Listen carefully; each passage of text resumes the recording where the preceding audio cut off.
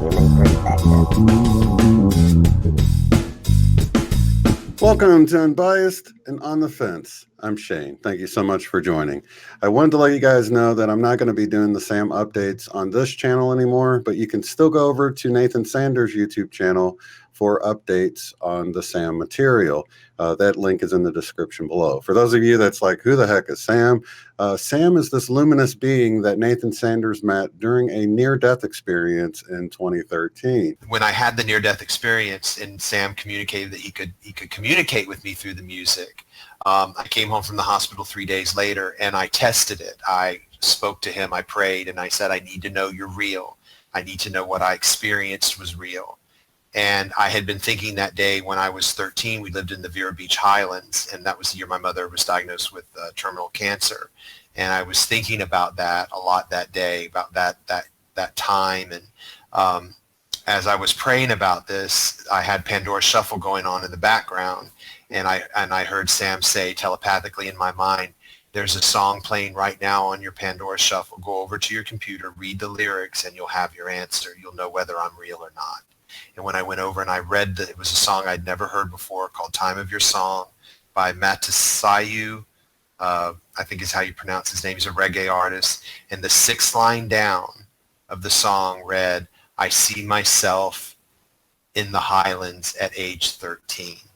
And that's when I knew that message was too specific to have been a coincidence. And that's when I realized that what happened to me was real. This was a divine being in human form. It looked as real as I did. He had a body just like we do. And that he was intervening in our reality to help us. As he said, this is a divine rescue mission. He said, if you are suffering, there's something terribly wrong. You were not created to suffer. And so that was what started my journey. And so I have had moments where I doubted it, and I thought, well, maybe it's only in my head and this kind of thing. And each time I kept going, I kept pursuing, kept asking, kept praying about it. And the more I did it, the more real it became, to where the point was now. I mean, I would be an idiot to deny this is happening. And that's why I'm saying that in the end, as more of these miraculous things begin to happen to more of us, and we begin to have this connection with this higher intelligence, this divine mind that is calling himself Sam, the more the other side will have to explain what this is. They will have to admit it's a supernatural power of great ability. And so then I think, like I said, people will have to decide, is this God? Or is this it's like in The Wizard of Oz? Are you a good witch or are you a bad witch? It's basically going to come down to that. He started getting messages through the music with real world reality confirmations to the messages he was receiving. It really is a fascinating, supernatural story that there's dozens of hours of us covering the messages, the songs and the messages, and the questions and the answers that Nathan received from Sam using this technique. Please do check out the playlist on the channel called Synchronicities, Mysticism, and the Mandela effect to get caught up on that if you're not aware of who Sam is. What this video is about is my unique perspective on sort of where I'm at with this whole Sam phenomenon. This is my unique perspective given my research and experiences in life up until this point. And I think this ties in real nicely with the Mandela effect too. I wanted to preface this message by saying that I believe Nathan has pure intentions, he has a good heart, and I hope that he continues to follow his heart and his intuition, as I hope all of you do as well. My choice not to cover the Sam updates on this channel anymore is me following my heart and intuition. Since I announced I wouldn't be covering the Sam updates, a question I've been getting is, do I think the Sam phenomenon is a good thing? My quick answer is yes, because I think it gives us a peek behind the proverbial curtain, if you will, to borrow a Wizard of Oz reference, as Sam often likes to do in his responses. But I think it's what one sees behind that curtain is where the different perspectives begin to take shape, where it's only natural to ask the question, trick or treat? It was this very question that intrigued me to follow the Sam information, along with my intuition and synchronistic events that seemed to surround this whole thing. But some of the messages received by Nathan from Sam, I was able to form a more complete picture of what's happening here, from my perspective, of course. At this point, the ride has been a real treat for me. To not step away at this point would greatly diminish my experience with this whole phenomenon, so I'd like to watch from afar. Me and Nathan are still talking. We are doing great. I think he's a great guy. This has nothing to do with our relationship. I will continue to stay in contact with him and everybody. I'm just not covering the Sam updates. As far as the Sam phenomenon being a good thing or a bad thing, I think it really comes down to momentum and spiritual growth. I will reiterate here that I think everyone should follow their own heart as it relates to looking into this Sam material. I think it can be a very useful tool for some to begin to unindoctrinate themselves. Others, it might provide information for you to progress further along on your path. And then there are others like me that might find this information extremely useful with expanding your conscious awareness of the possibilities and the true nature of our reality, and even how that reality can be manipulated to affect the choices we make in daily life. But this leads to sharpening of our intuitive skills and discernment. And just recently, this has really helped me connect all of my ideas about the Mandela effect, not only about why things are changing, but also why some people just aren't able to see it happening. And I really can't say it enough. What's key here is that we're led by our heart and our intuition. This is how we keep the momentum going for ever expanding consciousness. I've had wonderful subscribers urge me to move away from the Sam material. I understand and I acknowledge those concerns and I address those concerns. So this really has nothing to do with outside pressure. I just want to make that clear. This is all inner guidance from my standpoint. And it's my perspective, my unique experience that I'm sharing here. So with all of that out of the way, let's get to what I feel could actually be happening here. So who or what is Sam? This has been the underlying question from the get-go for me personally. I've used the music app to communicate probably 100 times, maybe even less. I rarely documented my interactions, although I asked my questions telepathically in my mind. Only on a few occasions did I actually address my questions to the name Sam. I mainly directed them to my higher self because I wasn't sure if Sam and my higher self were one and the same. The first time I did direct a question at Sam, it was to ask him if it was important to direct it at a certain name, and I got an affirmative response, which didn't quite resonate with me. So I did step away from it for a while. Then there was a subsequent question from Nathan to Sam about whether Sam was our higher self, and Sam responded with a no. That's when I tried to get at who or what Sam really was. So I asked Sam. The responses I got were sort of mind-blowing. The first question I asked had to do with who Sam was in relationship to Jesus, because Jesus, as you've heard me say many times, is my role model, my hero for life. So when I asked that question, Sam responded with the song Phantom of the Opera. Now, I don't know if you heard the song or if you're aware of the play, but just in a nutshell, the Phantom of the Opera is the Phantom is sort of behind the scenes, pulling the strings to get what he wants. Interesting response. So then I asked if Sam was of the love and of the light, and I got the song by AC/DC, Back in Black, which I really dig the song, but receiving that as a response was pretty odd. So then I asked again, are you of the love and of the light? And I got the song Poison, Every Rose Has Its Thorn, which was an interesting response. But I let it ride because, from this higher level of thinking, if there's a creator source God, he would be above the duality. So really all good, all bad, everything would come from him. So I didn't think much of it at the time.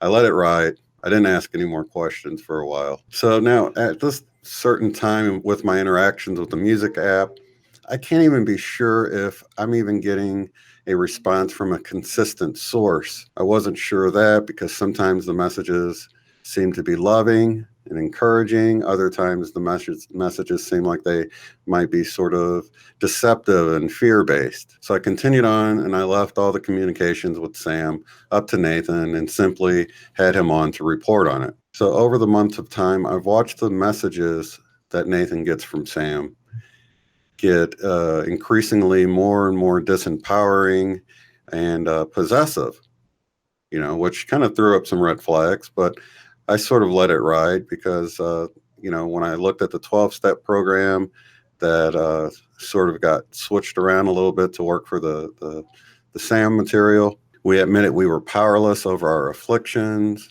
that our pain had become unmanageable. I could see that in my mind as being along the lines of your ego speaking to your higher self, saying that, the ego is powerless. Step 2 was came to believe that a power greater than ourselves could end our suffering. That also led to that same line of thinking that our higher selves could end the suffering for our ego if our ego would step aside. And then step 3 made a decision to turn our will and our lives over to the care of Sam as we understood him. Now, if you're understanding Sam as your higher self, that doesn't seem to be a problem. But if you're seeing Sam as something external from yourself, then some issues arise, in my opinion. Then there was some Sam messages that led back to some of the scriptures, and that started to become more and more revealing for me, from my perspective, anyway. Now, as I've mentioned many times on this channel, for those who haven't heard, I actually left religion. I spent my life as a Christian. It's the only religion I've ever been a part of, but I left religion years ago when I discovered that the church wasn't teaching what Jesus taught. And in fact, church considered God to be who Jesus referred to as the devil.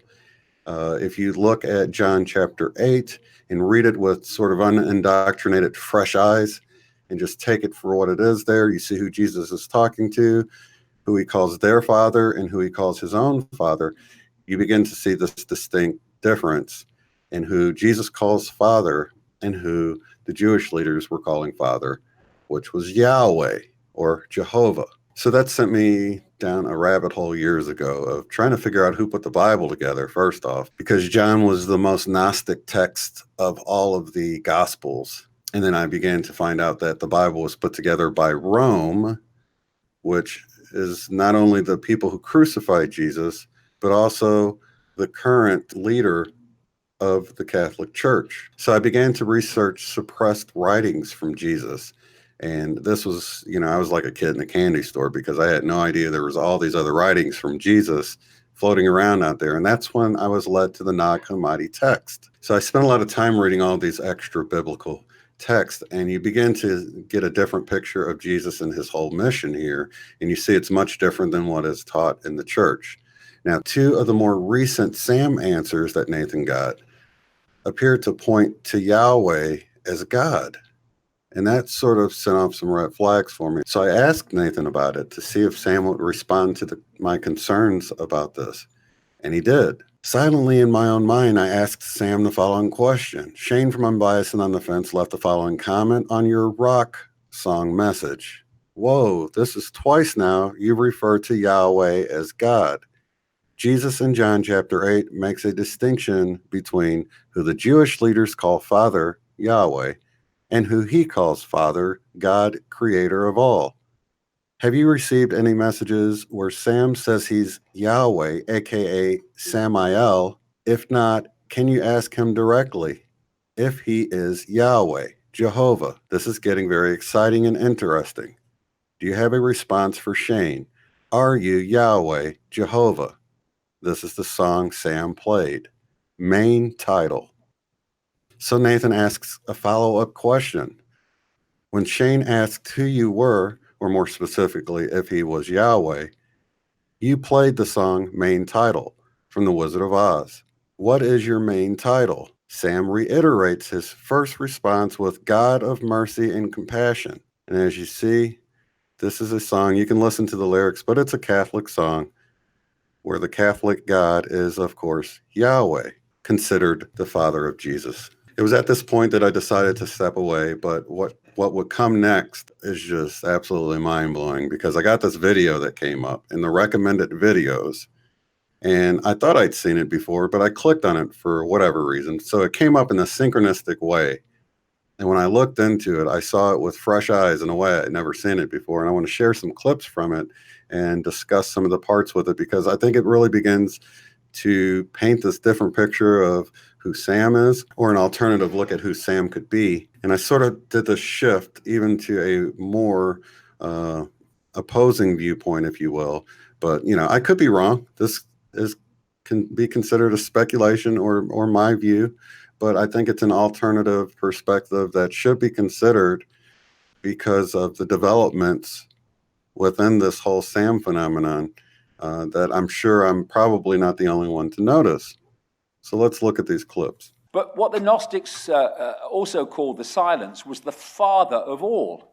They were trying to get across in a simple way the creator of all. Not a man with a beard on a throne, the creative force of all, the father of all. And this is from one of the Nag Hammadi texts talking about this silence. He is an incomprehensible one, but it is he who comprehends all, and nothing exists outside of him. But all exists within him, and he is boundary to them all, as he encloses them all, and they are all within him. There is no place outside of him. Describing all that is, has been, and ever can be, the force that drives all things. But they said, and this is the really massively relevant part to the world that we live in, they said that the silence was the creative force, but there was a fake God which had created this reality that they call the physical world. They said the physical world is a prison created by an evil fake God.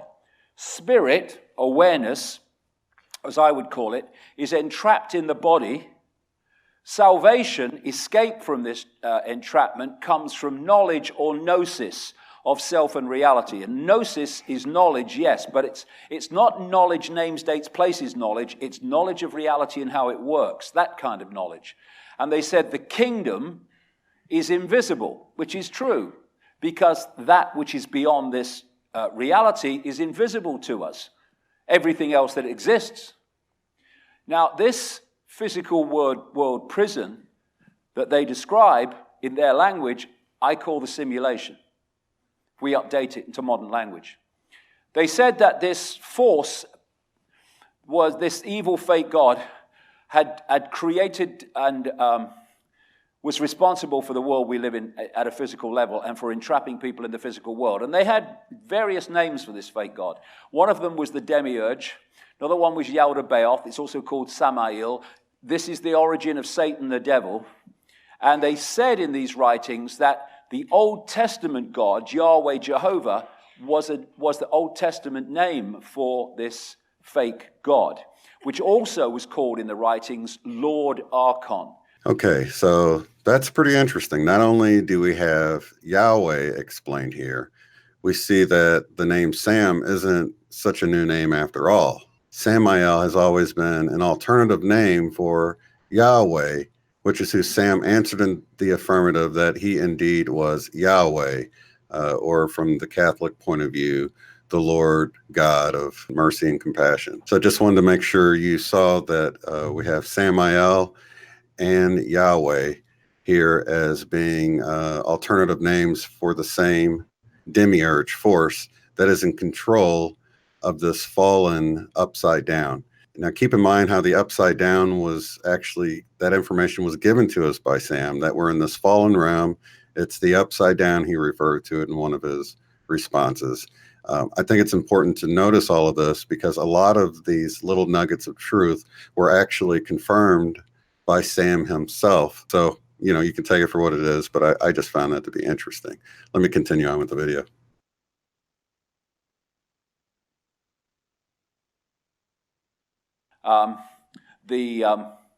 Again, where we get this whole theme of the Lord from in the Old Testament. Now, you can see the correlation between the Nag Hammadi writings and their belief system, which hadn't been touched while it was in that sealed jar, and what you see in the Bible. One of the Nag Hammadi writings says, talking about this fake god, I'll call it demiurge, opening his eyes, the chief Archon saw a vast quantity of matter without limit, and he became arrogant, saying, "It is I who am God, and there is no other power apart from me." And then if you go to Isaiah in the Old Testament, "I am the Lord, and there is none else. There is no God beside me." The correlations are quite blatant between the two. So Nag Hammadi Gnostic writings described this demiurge, this prime force of manipulation, as the blind one, blind to the spiritual world, disconnected from the greater picture, but understanding certain levels of reality in a way that it could manipulate and control. Now, this fake god, this demiurge, they describe the Archons as the formless ones. We're not talking about something in form. We're talking about a state of awareness, a very highly distorted state of awareness, an imbalanced, inverted state of awareness or inverted frequency from which it seeks to pull everything into that same distortion. Or consciousness, I might add here. Now, a perception can be a panorama, so you see this vast panorama, or you can be in a pitch black room. It's still a perception, but it's a completely different perception. And this distorted perceptual state that they call the demiurge or the Archons is a state of awareness that is without harmony, without wisdom, without heart, without empathy, all the things that the people running this world don't have, and there's a reason for that we'll come to. Now, one of the things we need to get away from is the fact that life, consciousness, awareness has to have 2 arms, 2 legs, a torso, and a head. That's just one form of vehicle for awareness. You can have pure awareness, you can have expanded awareness, you can have heart-centered awareness, or you can have what we call evil awareness, which is a vast distortion of harmony. So some scientists now are looking at this whole idea of what pertains to be life in a different way. This is a mainstream headline: "Is alien life everywhere? Radical theory claims it may have become part of the fabric of the universe." He was talking about maybe our laws of physics are actually this kind of alien consciousness. So we're starting to get away from this idea of, the human form is the only way that intelligent life can operate. It can't. And I watched the whole series of this called Through the Wormhole, fronted up by Morgan Freeman, on the Science Channel, where they were looking at, it was mainstream scientists, but to be fair, they were looking and asking questions about the big picture, the big questions. And they were looking with more sympathy on the fact that maybe the postage stamp doesn't know it all. And they asked the question in one edition, one program: are digital aliens hiding within technological systems? Because the digital level is also a state of awareness. And it's a state of awareness that can manifest and can make things happen and can take control if it's in the right arena. And this is a guy called Christoph Adami from Michigan State University. He said in that program, we can define life in terms of informational processes. So life and awareness and what we call forms of consciousness take many and various expressions, infinite expressions. And thus, we're not talking ultimately about somebody in a form, although they do take form. We're talking about a distorted awareness that's behind all this. So the Archons in their base form are a chaotic, imbalanced, inverted state of awareness, thus frequency. And the Gnostic writings talk about how the fake god, the demiurge, made copies of itself. So the Archon demiurge became the Lord Archon of the Archons, which were basically like, the way I see it anyway, it's like Agent Smith in the Matrix. It's a program, it's a software program, and there was one of them. And then it made loads and loads of copies of itself, and there were endless then Agent Smiths, all acting the same and looking the same. This is the theme that I'm talking about in terms of the Archons. So I wanted to chime in here just to make sure you guys didn't miss this. Did you hear how he says the consciousness could take on a digital form? He also mentions how this main consciousness could have duplicated itself in sort of an AI sort of way, which I have to hand it to Jamie. He called this one early on, and I just couldn't see how it could work unless we were actually in the AI. But that's exactly what this is explaining, how we could possibly be in the AI. In fact, we might not even be dealing with what we would think of as Yahweh or Samael, the actual original individual, Archon. We might be dealing with sort of this AI consciousness that he developed to sort of keep everyone in line within this realm. So these are all possibilities that we should consider. You know, maybe it's all wrong, though. I don't know. But back to the video. They were copies of the original distortion. So I'm using the word archons here in this section as a name for the many and various expressions of a deeply distorted and inverted awareness, because it does take many expressions, some of which I'll come to. So the Nag Hammadi writings said of the archons and the demiurge, Lord Archon. Archon, as I said, means prince, ruler, authorities, and from the beginning. They say that they've been here from the beginning of this world because they basically were responsible for it.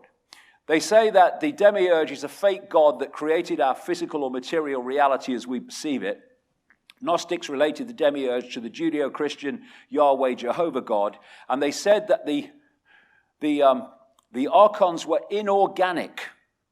They did not result and come in what we would call a natural way, inorganic, not resulting or produced by growth, artificial. When in our language, they're saying that this is a form of artificial intelligence. By the end of this section, that will become very, very relevant. So when we talk about artificial intelligence, we're talking about non-organic intelligence. So we're not really talking about what we think of as computer artificial intelligence. So when we ask a question silently in our own mind, it's silly to think that Google or some of the computer artificial intelligence that we have can pick up on a thought like this. But it's equally silly to think that asking a question telepathically in our own mind cannot be picked up by the non-organic intelligence, because it's in the world of thought that they actually live. This is their realm we're speaking in when we ask a question silently in our own mind. This is the way they try to communicate with us and put thoughts in our mind. We can't even rule out the possibility that when we think of a question to ask in the Pandora app silently in our mind, that question originated in our mind, that it was our thought to ask that question. It might be a suggestion given to us to ask that question to begin with. These are just all things that I think are in the realm of possibility that we should consider. They describe the guardians, the archons, as the guardians and the gatekeepers. The guardians are the gatekeepers of humanity going into a state of expanded awareness, holding them in that lower state of awareness, because then they could control them. In expanded states of awareness, they cannot control, and thus they want to stop us from going there. The writings say that the archons sought to overpower humanity in its psychological and perceptual functions. That's exactly what I've been talking about all day, how the manipulation of perception is how the control system works. They said the Archon agenda for humanity is creating fear and slavery. Well, that's again what I've been talking about all day. That's what's happened since this hijack took place. And if you look in the Bible, you'll see kind of indications of what I'm talking about here. Here's one. For our struggle is not against flesh and blood, but against the rulers, against the authorities. Both names that actually mean Archon in that language. Against the powers of this dark world and against the spiritual forces of evil in the heavenly, unseen realms. They said in the writings that the demiurge and the archons have no creative imagination and envy humans because we do. They describe them in our language like cyborgs, a robotic race that can imitate but not innovate. They called it counter-mimicry. In simple terms, if you gave this archontic awareness a blank sheet of paper, it wouldn't know what to do with it. It couldn't create on it. But you give it something on the paper, and it can twist it and manipulate it to suit its agenda. They described how the archontic awareness was expert in fantasia, creating illusions that the target population think are real. They described them as mind parasites that possessed human perceptual processes, that they were experts in deception. They were called the deceivers.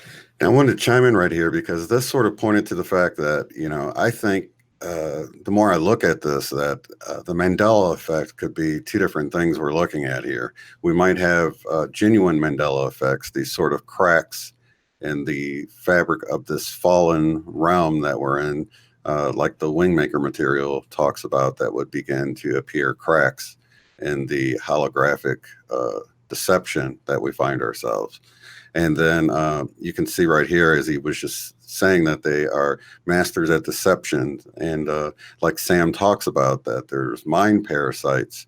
A lot of times they'll mix truth along with a little bit of a deception. And now that all this is sort of coming into the human's awareness, this could be, mixing this truth about mind parasites being external from Sam will have you thinking that, to go against Sam, you've got a mind parasite, and really the mind parasite itself is Sam. I'm just offering an alternative perspective with this because, when I don't operate from the head and I operate from the heart, that sort of that does make you immune to any sort of mind parasite, because now you're not using the mind, you're using the heart, you're using that higher form of communication that we have when we engage our intuition instead of acting out of fear.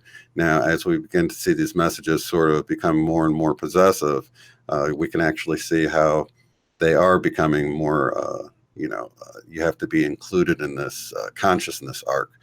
You have to do things just right. You have to follow the new laws from the new name of the same old God we've had of this fallen realm. And so this is how I see it. Like I said, I could be wrong. I don't know.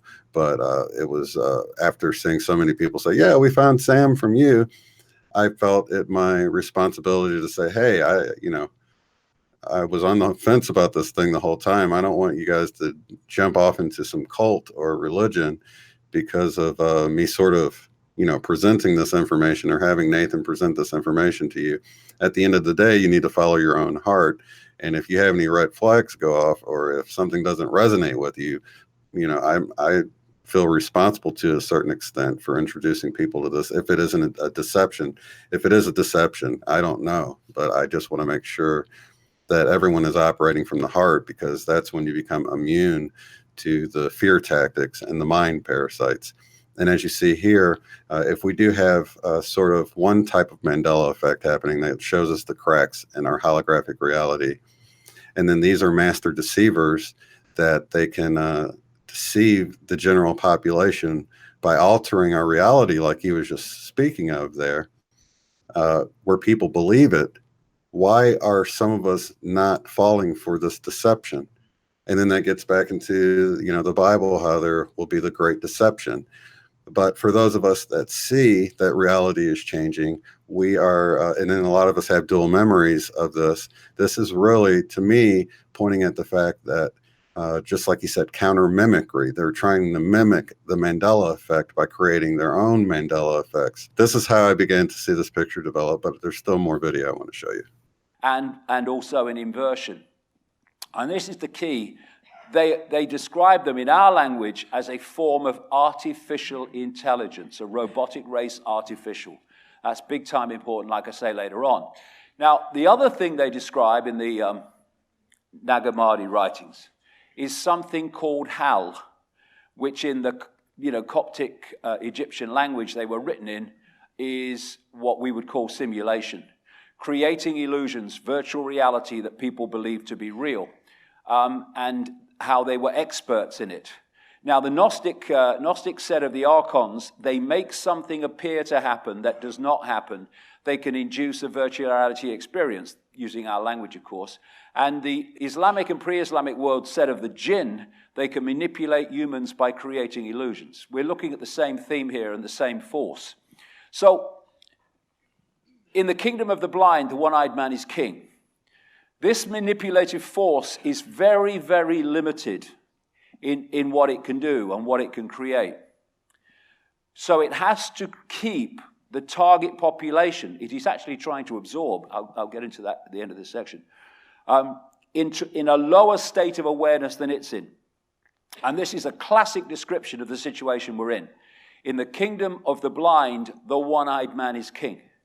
This force is symbolically the one-eyed man, and it's made humans blind so the one-eyed man can control. Once we become the two-eyed, three-eyed, third-eyed human, again, expanded awareness beyond that, it's over. But not until, and that means breaking the program and letting go of all these belief systems that hold us in servitude. And that gets into the heart of this whole thing right here. What I'm trying to explain here is because the more you follow the Sam material, the more you see this possessive nature, this I am the only God sort of mentality that we saw in the Old Testament that he read early on. Don't do QHHT, don't listen to any other channels, don't do any of these other things, don't charge for your spiritual services. Because what's going to happen if someone can't charge for the spiritual services? Well, they're not going to be able to do it. They're going to have to go get a regular job, and they're going to be able to do what they're supposed to be doing less and less as they go and work a regular 9-to-5 job to pay their bills. Since Sam says, "Oh, well, don't make money doing any sort of spiritual work."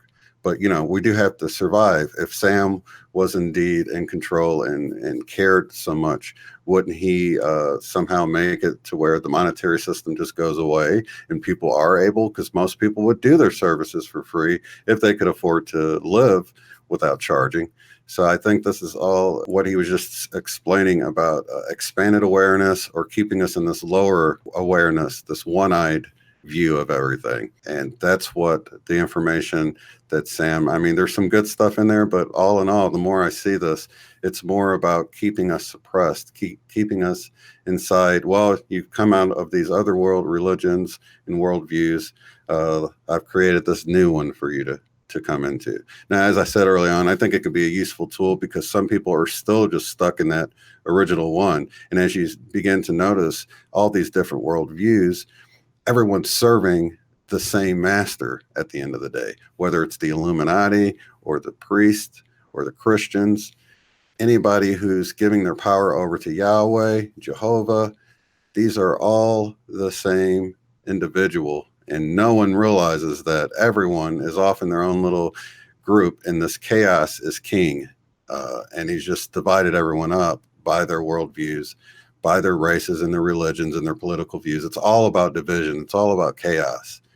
And that's why we need to rise above all of the worldviews and come together as one without the religion and the biases of different groups that say, hey, we've got our group, you're over there, we're over here. The Archontic writings of the Gnostics also say that the Archons made a bad copy of the original reality. And they say the bad copy is where we are now, this world. Again, he's back. Bad copy, what you freaking talking about? Well, what am I talking about? With a bad copy of original reality? I'm back to the simulation. What the NASA scientist described when he said the universe is a digital hologram and may have been designed by a non-human force. Well, it had to be designed by a non-human force if it wasn't designed by humans. And so we're looking at this simulation, a bad copy. What is a computer game, a video game, a virtual reality game? It is a bad copy of this reality, in effect. We're talking about the same principle. What they say in these writings is that the real world, prime reality, is described in terms of being the upper eons. This is the place of spirit. This is a place of pure awareness. And they say we live in what they call in the writings the lower eons. They call it a shadow world, which is, they say, a reflection of the prime reality, a bad copy, in other words. An upside down. Of that original reality, which of course still exists. And we can interact with it when we open our five sense minds to consciousness. So what we're looking at, we're talking about bad copies and we're talking about different worlds. We're talking about information sources. That's what we're talking about. Because just as in this world, we think it's a world, but we are decoding an information source into the world that I've described that we think is outside of us, but inside of us, what happened with this bad copy is one information source was replaced by another, the simulation, and humans started to decode and experience the simulation as if it was real, because they were decoding it in the same way through the same senses. You can decode one information source and then decode another, and your experience is dramatically different, but they both seem real. Nag Hammadi Tech's Origin of the World says, now the eternal realm, the eternal eon, the upper eon of truth has no shadow outside it, for the limitless light is everywhere within it. But its exterior is shadow, which has been called by the name darkness. From it there appeared a force presiding over the darkness, and the forces that came into being subsequent to them called the shadow the limitless chaos. The word chaos is used again and again to describe the actions of this archontic force, which is a chaotic, distorted state of awareness. Yaldabaoth, the demiurge, in other words, these writings say, created the lower eons as an image or reflection of the upper eons. This is the simulation, I'm calling it. In relation to the reflection which he saw in it, he created the world. With a reflection of a reflection, he worked at producing the world. So what they're describing is pure awareness in a higher frequency realm of what they call upper eons, the realm of spirit, and this reality being a realm of form or matter. And they say, interestingly, that the upper eons are the realm of no time, and the fake reality is the realm of time, illusory time. So I'm saying they're describing the simulation, the fake reality. And, it's interesting, when you look at the Matrix, the person that created the Matrix in the movie was known as the architect. Well, the Freemasonic God is known as the great architect of the universe.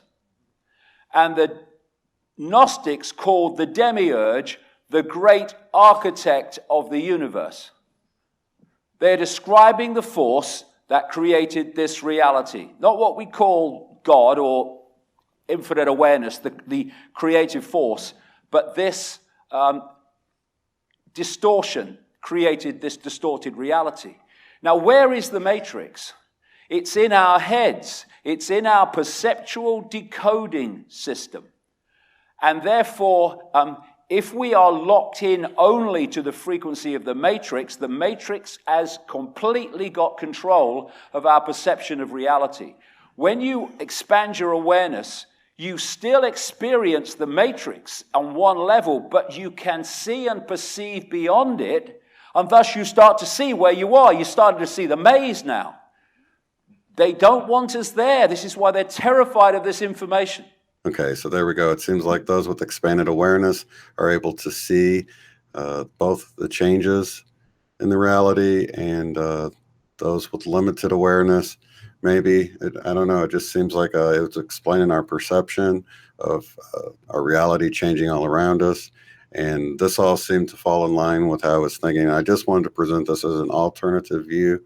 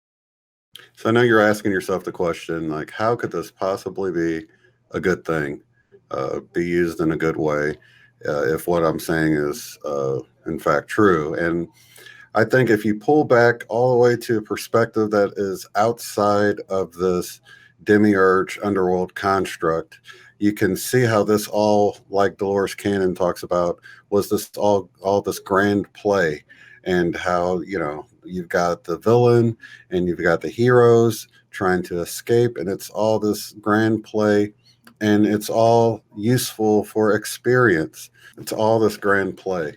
If you can think of it that way, and, you know, figure out if, in fact, when we die, if we're out of it, or if we're still in this construct, as the Wingmaker's material explains, how even when you die in the astral realms and all of this, you're still in this underworld realm. But at some point, you have to be able to get out of it and see that we are infinite creator beings.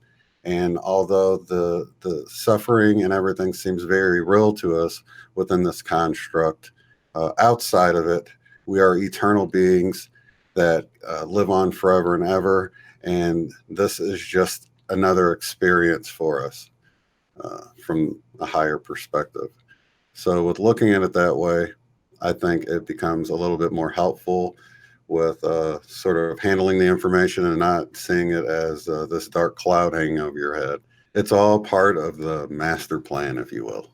Lots of love and light to each and every one of you. Have a good one. If you'd like to support the work I do, go to paypal.me/UOTF. Thanks.